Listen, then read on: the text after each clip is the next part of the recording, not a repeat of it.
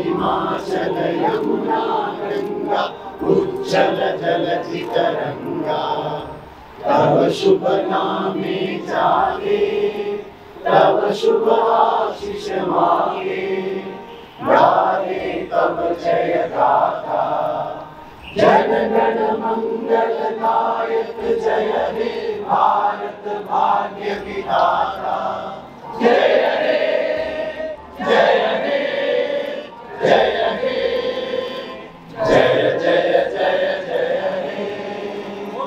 भारत माता की जय, भारत माता की जय, भारत माता की जय। Vande Mataram, Vande Mataram, Vande Mataram.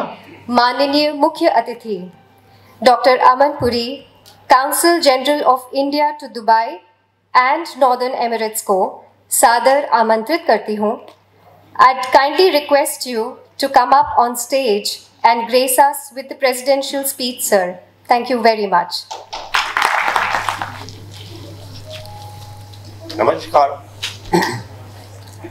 Very good morning to each and every one of you. Distinguished guests assembled here, Honorable Member of Parliament, my dear friends. अब मैं भारत की राष्ट्रपति श्रीमती द्रौपदी मुर्मू का 74वें गणतंत्र दिवस पर राष्ट्र के नाम संबोधन पढ़ूंगा। प्यारे देशवासियों, नमस्कार। 74वें गणतंत्र दिवस पर देश और विदेश में रहने वाले आप सभी भारत के लोगों को मैं हार्दिक बधाई देता हूं। हम अब गणतंत्र के रूप में 75वें वर्ष में प्रवेश कर रहे हैं। संविधान के लागू होने के दिन से लेकर आज तक हमारी यात्रा अद्भुत रही है और इससे कई अन्य देशों को प्रेरणा मिली है। प्रत्येक नागरिक को भारत की गौरव गाथा पर गर्व का अनुभव होता है। जब हम गणतंत्र दिवस मनाते हैं तब एक राष्ट्र के रूप में हमने मिलजुल कर जो उपलब्धियां प्राप्त की हैं उनका हम उत्सव मनाते हैं। Last year, India became the 5th largest economy in the world. It needs to be underlined that this achievement comes against the backdrop of high economic uncertainties around the world. The pandemic has entered the 4th year, affecting economic growth in most parts of the world. In its initial phase, COVID-19 also hurt India's economy badly. Yet, guided by our able leadership and driven by our resilience, we soon came out of the downturn and resumed the growth saga. Most sectors of the economy have shaken off the pandemic effect. India has been amongst the fastest growing major economies. This has been made possible by timely and proactive interventions from the government. The Atmanirbhar Bharat initiative, in particular, has evoked great response amongst people at large. There have also been sector-specific incentive schemes. By implementing the Pradhan Mantri Garib Kalyan Anna Yojana, announced in March 2020, the government ensured food security for poor families at a time when the country was facing economic disruption in the wake of the unprecedented outbreak of COVID-19. Because of this help, no one had to go hungry. With this historic move, the government has undertaken the responsibility of caring for the weaker sections while also enabling them to benefit from economic development. The ultimate goal is to create an environment in which all citizens can individually and collectively realize their true potential and prosper.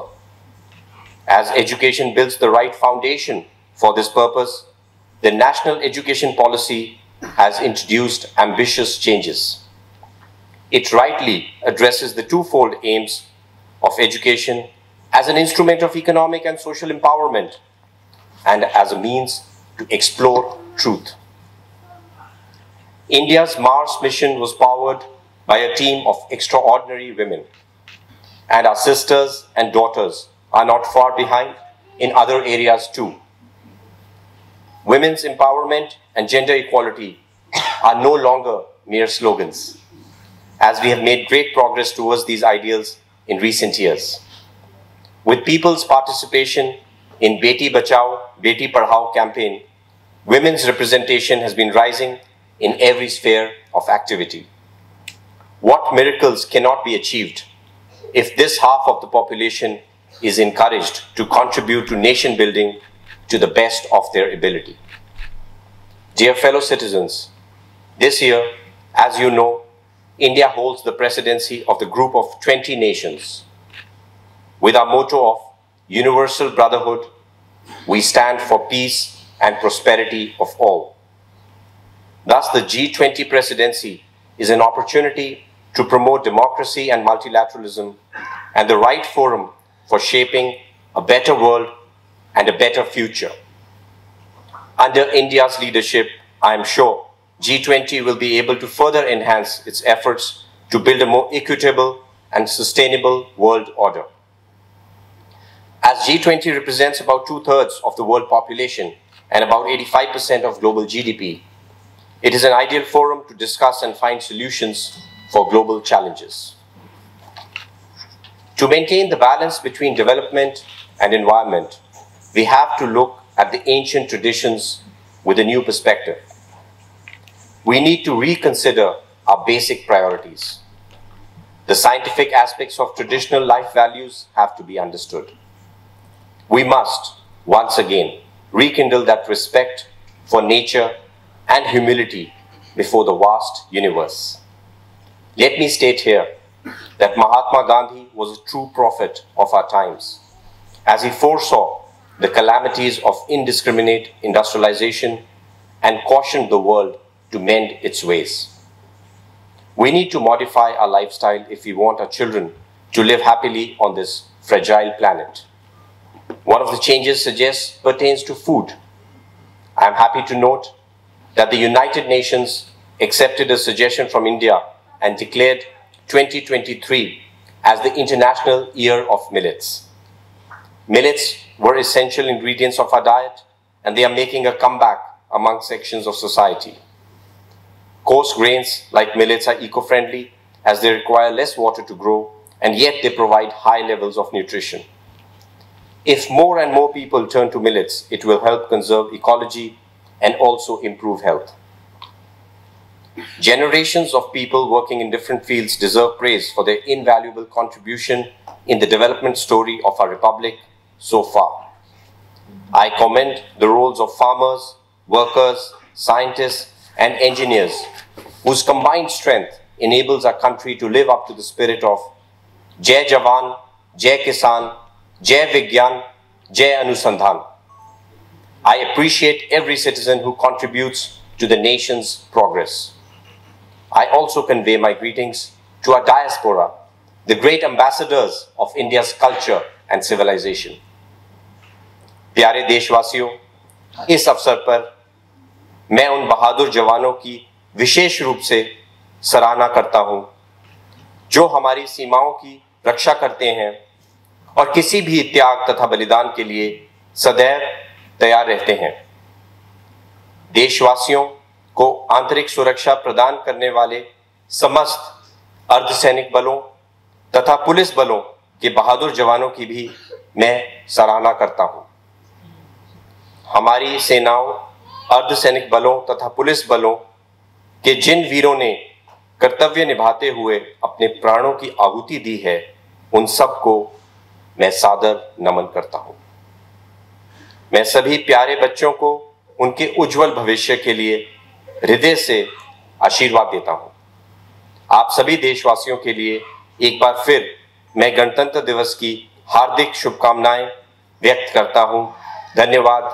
जय हिंद, जय Bharat. Ambassador School Dubai students between 5th to 11th grade would be presenting a song followed by a dance performance by Nrityanjali Dance Company DMCC artists. Please enjoy.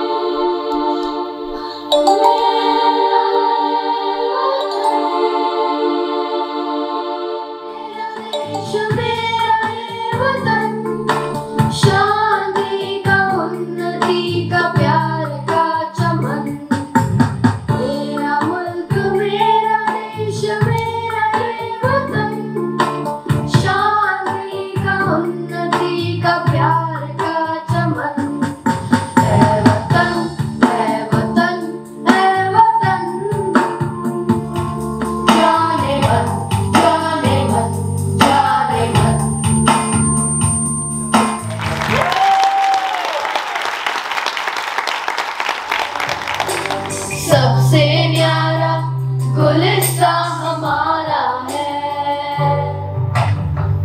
सदियों से भारत भूमि दुनिया की शान है। भारत हमको जान से प्यारा है, सबसे न्यारा गुलिस्तान हमारा है।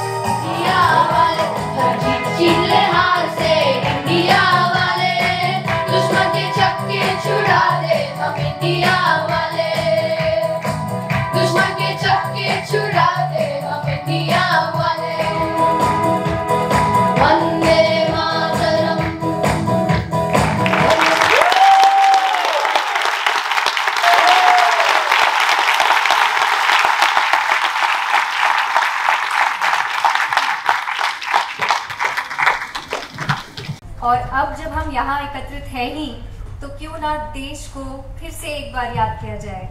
वंदे मातरम, वंदे मातरम।